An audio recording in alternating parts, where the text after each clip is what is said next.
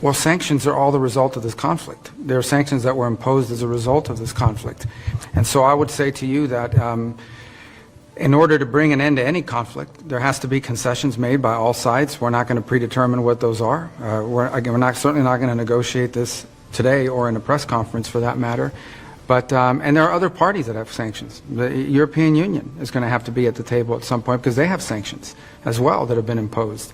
So, but I guess the point here is the goal is, and we agreed on what the goal is to bring an end to this conflict in a way that's fair, enduring, sustainable, and acceptable to all parties involved. What that looks like, well, that's what the ongoing engagement is going to be all about. The Ukrainians and the Europeans have suggested they feel very sidelined about how the process has played out so far. How do you intend to address their concerns, and will they be incorporated in future meetings in a multilateral way? Well, the comment I would have on that is that for 3.5 years while this conflict has raged, or 3 years while it's raged, no one else has been able to bring something together like what we saw today, because Donald Trump is the only leader in the world that can. So no one is being sidelined here. But President Trump is in a position that he campaigned on to initiate a process that could bring about an end to this conflict. And from that could emerge some very positive things for the United States, for Europe, for Ukraine, for the world. But first it begins by the end of this conflict. And so the only thing President Trump's trying to do is bring about peace. It's what he campaigned on. It's something the world should be thanking President Trump for doing. He's been able to achieve what for 2.5, 3 years no one else has been able to achieve, which is to begin this process, a serious process. Obviously, a lot of work remains before we have a result, but President Trump's the only one that can do it. I mean, I don't view diplomacy that way. I think diplomacy ultimately is based on actions. It's based on commitments that are kept. So I think I came away today convinced that they are willing to begin to engage in a serious process to determine how and how quickly and through what mechanism can an end be brought to this war. Whether we can ultimately reach that outcome will obviously depend on every side in this conflict's willingness to agree to certain things.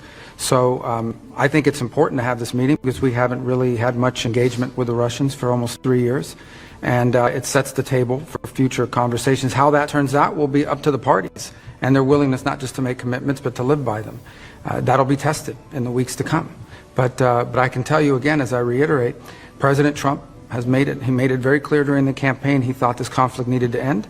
He's the only leader in the world that could have started a process that we saw here today, and this process is going to continue. And when you talk about an enduring and sustainable end to the conflict, it means one that's acceptable to everyone involved in it. And that obviously includes Ukraine, but also our partners in Europe, and of course the Russian side as well.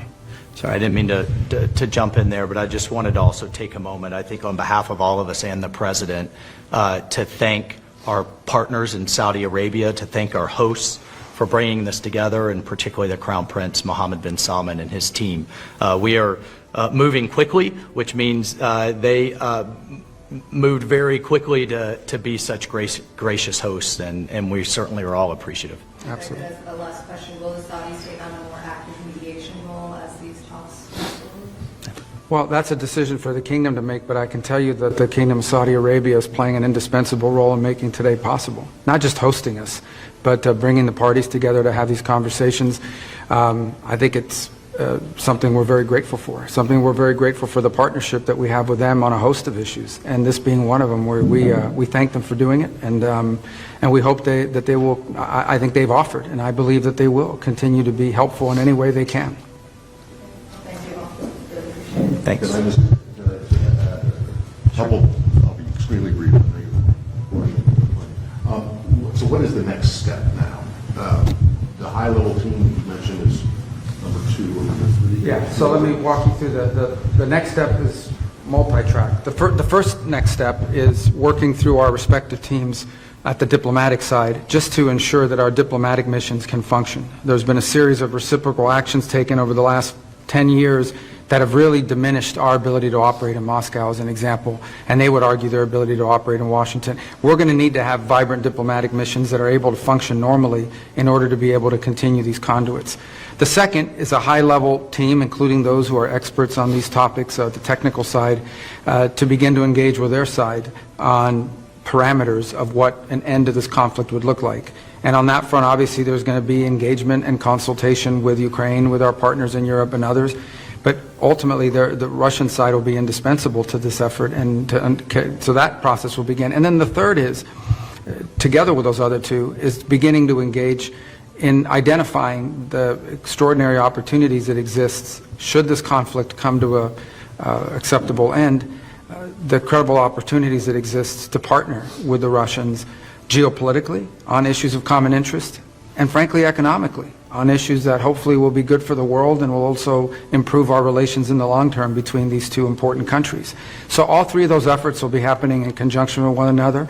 Obviously, the diplomatic one is one we hope to move pretty quickly on, because this involves the treatment of our respective missions. The second one will be difficult, which is the question of Ukraine and the end of that conflict. But I think that's essential in order for the third piece to even be possible, which is our ability to work together on other geopolitical matters of common interest, and of course some pretty unique, potentially historic economic partnerships as well.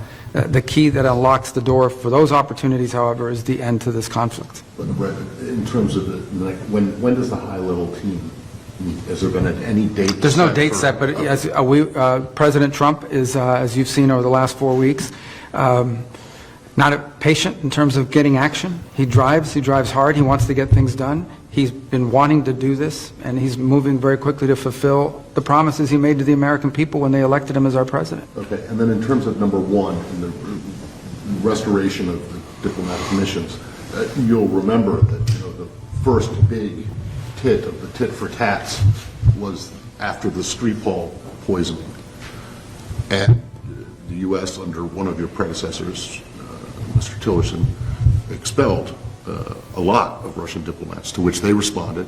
The consulate in St. Petersburg got closed down by the Russians. You guys closed down the consulate in Seattle, several others. Are those going to reopen? Well, that's what we're going to be talking about. And ultimately, again, I'm not going to negotiate or work on that in public. That's what these channels will be about. But ultimately, what the goal we need to have is we have to have some normalcy in our missions and in their ability to function. And the main embassies even. And in the main just the embassies main in embassies, particular. regardless of the consulates. I mean, if our diplomatic channels are broken, it's going to be very difficult to consistently engage on a host of topics, including some unrelated irritants that could derail the broader talks on Ukraine. So there has to be some improvement in the way our missions are able to work and in the environment and space that they're given to operate in. So that's something we want to move on quickly, and it's important to set the table for the other two things that we want to do. But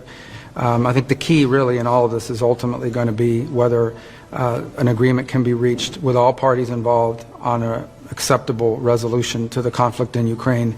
Because if that happens, not only will the world be a better place, but I think there will be some pretty unique opportunities to work with them on areas of bilateral geopolitical interest and some very unique economic opportunities. But we have to get the Ukraine situation resolved first in a way that's acceptable to everyone. Okay, my last one.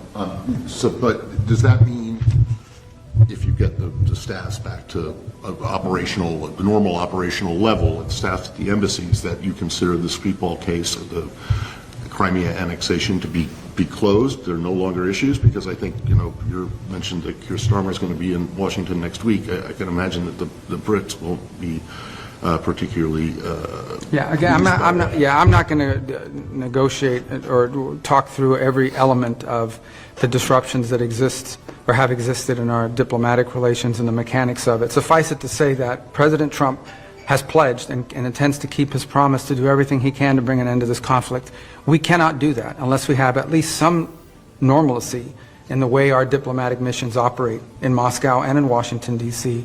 And so we need to work to improve that, and we're going to work with them to see what's possible within that context. Does that include removing Lavrov from rescinding sanctions that have been imposed? We're just not at that level of conversation yet, but there'll be a number of topics that'll have to be discussed along the way. We haven't even begun that process. Today was just an agreement to begin a process to talk about those things. All right. Thank you. Thank you.